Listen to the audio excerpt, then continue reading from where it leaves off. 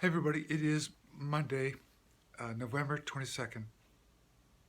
Um, and as usual, I got downloads about 4 o'clock in the morning, and I haven't been able to get back to sleep, so I'm just going to do this video early this morning to try to give you some information that they're giving me again. They're usually trying to fill me in as much as possible. There's no way I could tell you the full story here on one video, and as usual, one of the problems is something that they've told me since I've started making these videos is we're not free from censorship yet, so we have to be careful what the topics are and what we talk about, because then our information won't get through, so we have to kind of be careful. It's too bad, but there will be a time in the future, fairly soon too, that we can actually just talk openly about a lot of stuff, because it's about really getting everybody up to speed, because like I've told you in previous videos, that humanity in particular has been sort of kidnapped or hijacked, and it's because of how valuable we are, is kind of what it is. We've been genetically modified, sort of tweaked for centuries. I mean, we don't know our real history, but that's going to be revealed. But what they've been kind of giving me heads up on is they explain more about what walk-ins are, because I asked them about that, like, why did I come here? Like, why am I a walk-in? What's that all about? So they expanded on that, which I'm just gonna touch on a little bit before I get into the bigger story. Is what a walk-in is it's we are always from the future, and once the truth comes out about a lot of this stuff, we're going to understand that yes, time travel is absolutely possible. It's done all the time, because time doesn't really exist outside these realities. So that's why it's, once you get out of it, you can go back and forth. But anyway, walk-ins are always from the future, is what they've explained to me. Is because we're always come in where we're needed, or to try to fix timelines. And the reason why they explain it to me that way is because as we all have kind of understood that the concept of we can't interfere, that non-interference law, is once there's life forms in progress, you can't just add to it. You can't just appear out of nowhere, although the bad guys do that, I gotta admit. But anyway, you just can't appear and add to that situation. So what a walk-in is when as I know this is kind of simplifying it again for people to grasp this concept, but we're all spirits inhabiting a physical body. So when that, as we know, when a physical body dies, that spirit leaves, and it can incarnate again into, well, usually other places as well, but if they want to come back to the planet they were on before or something, they can incarnate into another body. So kind of how this works as far as walk-ins are concerned, how they explained it was, because we know the future, or we know, so that we know that someone died at a certain time, when that spirit leaves, what we can do is, it kind of sounds bizarre, I know, but is what we can do is make a sort of like a soul contract, or ask if we can borrow that body again. So usually it's kind of miraculous. That's why, in some ways, because what it is that that body usually dies. That's the most time what happens. So, and then miraculously it'll come alive again. So basically what we say is, can we borrow that vessel or that body?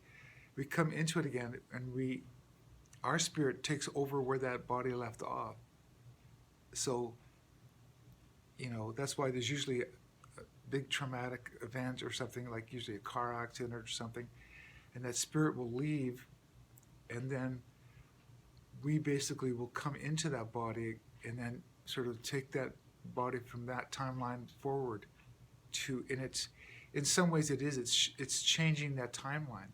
So in other words, in the original story, let's say, for example, that body, that person dies, and then that's the end of the story. Well, not the end, but you know what I mean. So, but what we do is it's like we change it. So, and the only reason why we come in is usually for an opportunity to make change. Um, and it's usually at different ages. I mean, for myself, I came in at the age of about 6 years old. But for me, they keep explaining to me that I'm kind of a deep undercover agent. So I came in really early, and also because when a walk-in comes into a body, it's usually a strange awakening, because it's almost like, because there's a lot of memory wipes that go along with it. So like you might come here, inhabit a body, and not be aware of why you came here. I'm talking about if you're a walk-in. And so as a grown adult, people will notice that that person has really changed. That personality is completely not the same person anymore, everything. So it's kind of a bizarre situation. For me, coming in as a child, I mean, at 6 years old, nobody's going to notice my personality change because I'm still growing. So I came in, but also because they realized at that age, by the time I get to a certain maturity, which was now in my later years, that I will be aware and awake for what's coming. And so that kind of explains that a bit. I can go more into that, but maybe some other videos. But what this time that we're living in right now is absolutely pivotal. It's a game changer. And we knew that ahead of time. So there's not only lots of walk-ins, but also starseeds that were already here, kind of awakened. And it really was to change this timeline. So that's why I keep sort of on about that. Other future timelines are really bad. It doesn't work. The exciting part about what's going on right now is this timeline, we fixed this problem. And believe me, this problem was huge. It affected not only this galaxy, but also this universe. It's really hard for me to explain. I have to do a whole nother video about that. But what it is I'll try to simplify it as much as possible. What it was is our world, and this is just normal. It's like a growth sort of thing that happens universally. So things go through different stages of growth. Our Earth was going to change from a lower density frequency to a higher density frequency. All regressive or negative entities cannot exist at higher frequencies. Probably just because they're negative or regressive anyway. They just can't survive in an upper vibration frequency. I don't know everything. I'm just sort of just telling you what I'm told and what I sort of remember as best I can. But they knew ahead of time, these regressive ones, and so what they've been trying to do, not only through hybridization and things like that, but they've been trying to hitch a ride. They've been trying to connect or be a part of, because we're so powerful, human. It's not just our physical bodies; it's basically our spirits, because it's in a sense it's like we're maturing, or we're graduating to another upper grade, sort of.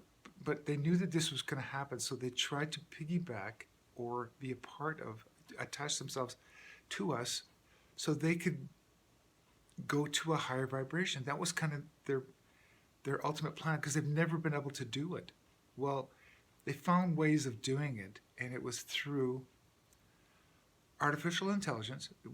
That was one of the plans that they had for us, but which we stopped. It was kind of like the Borg that way. They were going to attach themselves to us and then control us, that type of thing. And then they were going to punch through to the fifth density in that timeline, but we stopped that. So what they've been trying to do is sneak in through the back door, they're very, very smart. They're incredibly diabolical and super, super, super intelligent because of that AI. They noticed that with this, and you'll hear people talk about it, it's sort of like black goo. Well, it is that, but that is part of the artificial intelligence that makes them really, give them extra powers, let me put it that way. They can think faster, everything. As you can imagine, it's a computer sort of merging with a creature, with a being. So they had planned to infect us, which, as you know, it was sort of through getting a shot. That's kind of like the starter kit to upgrades, which is basically more AI, and more AI. That was kind of their plan. And so we stopped it here. That's why this particular timeline is so pivotal. We stopped. Well, people that are aware said no. And as a WACAM, kind of that was our job. Our job was to try to keep people positive and not in fear. So that's why my message from day one is like, hey, guys, settle down. This is just a flu. We can get over this. We can go on. There's no need to panic. And there's lots of natural ways of building up our immunity. And we can get over this. That type of thing. So that was kind of like the main message I was getting from day one. Because once it went past that, as you notice, it's all about fear. So they wanted to make sure that they were going to scare us into taking a black goo starter kit, basically, take a shot in your arm. And so that's why our job was kind of to try to stop that from happening as much as possible. And then also tell people, don't be so fearful to take that shot as well. Again, that was the idea. And it was really quite successful. Like we, in a sense, pulled it off. It kind of got complicated because there was a few that sort of snuck through the system. So they wanted to draw this out to its final conclusion to find out where those those beings that kind of snuck through, it's kind of the best way for me to explain it, that got under the radar, sort of. So we had to play this out and find out where all these leaks were. So to really put a stop to this. Okay, that's kind of a simple way for me to explain it. So that's kind of where we're at right now. It's this final making sure that they haven't snuck in somehow and into 5D, sort of. That's the easiest way for me to explain it. So that's kind of where we're at right now. So they've told me that we're very, very successful at what we did. And as you know, whenever you make a decision, usually that's fear-based, it's usually wrong. You kind of regret it. That's the problem and that's why our opponent, the people we're fighting against, that's their main weapon, because they want you to make a rash decision constantly. Whereas we all know, especially when you get older, you realize, man, I should have put a lot of thought behind that. I shouldn't have reacted so quickly. I should have thought about it more, that type of thing. So that's why try not to make any decisions under fear. I'll try to just be as calm as you can and make a very well-educated decision. So that's what we were shooting for. But as usual, they create mayhem constantly. So we did our job. There's more to do in the future for sure. But that was kind of when I say we, I mean literally those thousands and thousands of us that came from, I'll just say it, is from the future. We knew what was going to happen, and we came here, and that's why we're all kind of we're all different in our own ways because we all have our own personalities, but we all had the basic understanding of kind of what's going on. Some of us were more groggy than others, more sleepy, and some of us woke up at different stages, and we're kind of here to connect with each other. I remember they were telling me that, to connect with as many Earth star seeds as well as people that came in, like even for instance walk-ins or whatever. So we're all here to work together, help each other wake up, and you know, try to fight this, which we did. And see, I already kind of was told that we've won. Sort of, it's almost like I got heads up on that because I saw what we've accomplished in the future, and it's like, wow, okay, we pulled it off. This is the one timeline that actually worked. So just so you understand how important this is, this is the first time we've done this. This is, and as you can imagine, when everything is kind of being written, even a book or something, this is the first. This is it. We're living through us doing it. So this is really exciting. This is the one where we're going to look back on and go, that is how we pulled it off. So we're writing this story right now. That's what makes it exciting. We've never done it. We've never gotten this far before. And I know I've mentioned that before. So anyway, it's working, and again, stay positive, stay away from fear as much as possible, and because we're co-creating this new future. And so what's coming ahead of us once we get past this final kind of operation is the rebuilding, and that's kind of what I was kind of sort of trained for when I came in here, sort of. But anyway, we'll talk about that more in the future, and you know, obviously we're going forward, and you got to stay positive because man, we won this. We really we did it, sort of.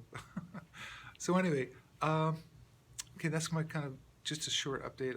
I've got a lot more to talk about, but I'll have to do it on other videos. So yeah, have a good week and stay positive, like I always say. Okay, bye.